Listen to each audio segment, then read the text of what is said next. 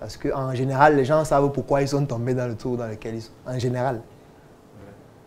Maintenant, si tu viens leur rappeler ça à longueur de journée, en leur disant qu'ils sont feignants, au contraire, tu risques de faire en sorte qu'ils deviennent plus radicaux vis-à-vis de toi maintenant. C'est aussi l'une des raisons pour lesquelles les gens abandonnent leur vie à la providence, abandonnent leur vie à Jésus. Parce que c'est plus facile. C'est plus facile de dire que ce qui m'arrive là, c'est la volonté de Dieu. Si je suis dans le chômage, non. Dieu a voulu ça. Peut-être dans 2 ans, il a prévu un truc meilleur pour moi. C'est plus facile. Ça veut dire que c'est Jésus qui me tester. Il veut savoir si je suis résistant. Et je vais résister. Il teste ma foi. Souviens-toi de Job. Oui, souviens-toi de Job. Tu vois, donc en faisant ça, ça fait que tu ne te concentres pas toi-même sur ta situation. Et là, ça devient comme un palliatif, ça devient comme un médicament qui te soulage pour un temps. Ça devient comme un, je veux dire quoi, un antalgique. Oui. Par contre, si on te dit que Dieu n'existe pas, il n'y a pas de paradis, il n'y a pas d'enfer. Quand tu meurs, tout s'arrête, il n'y a plus rien. La vie, c'est toi-même. C'est trop violent. C'est trop dur. Ça veut dire que ce qui t'arrive là, tu dois te battre toi-même pour sortir de ça. Ça devient plus dur. Et puis encore, on te dit que ton argent est dans les poches de ton voisin. Tu fais quoi? Tous les moyens sont payés. Même s'il faut appuyer son cou, tu vas appuyer son cou pour prendre une partie. Tu ne veux pas acheter un peu. Tu arraches ton Tu arraches, c'est pour toi, non? On a dit que ton argent est dans sa poche.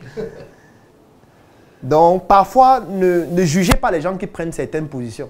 Parfois, c'est un moyen pour pallier à une faiblesse intellectuelle ou psychologique. Même quand vous voyez quelqu'un qui est trop violent, en réalité, c'est une manière de masquer une faiblesse. Quand vous voyez quelqu'un qui est trop réfractaire, c'est en général une attitude pour masquer une faiblesse que cette personne ne voudrait pas que tout le monde la découvre. Donc faites attention à ceux qui sont trop violents, à ceux qui sont trop introvertis, qui ne parlent presque à personne, à ceux qui prononcent Dieu à chaque phrase, sont très dangereux. Si vous voyez quelqu'un qui parle tout le temps, il dit « Dieu a voulu ceci, le Seigneur m'a béni ». Oui, si le Seigneur le veut, il faut faire très très attention à ce genre de personnes. C'est des personnes dangereuses ou des personnes qui masquent le danger de leur personnalité avec Jésus. Parce que c'est un nom qui anesthésie le cerveau. Oui.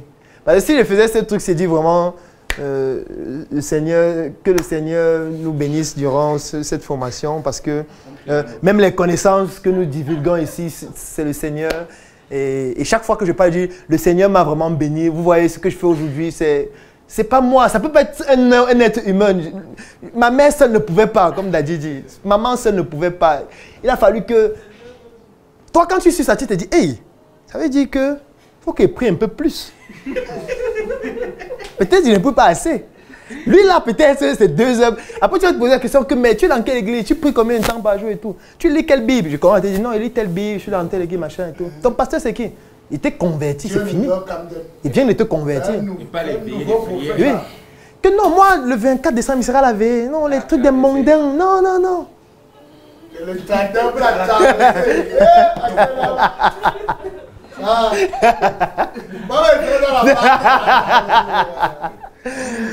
Donc, il faut comprendre que parfois ces personnes utilisent ça parce que c'est une des techniques aussi pour faire en sorte que dans votre mémoire, elle s'implante plus facilement en utilisant, je veux dire, un biais cognitif qui est Jésus ou qui est la religion ou qui est toute autre chose.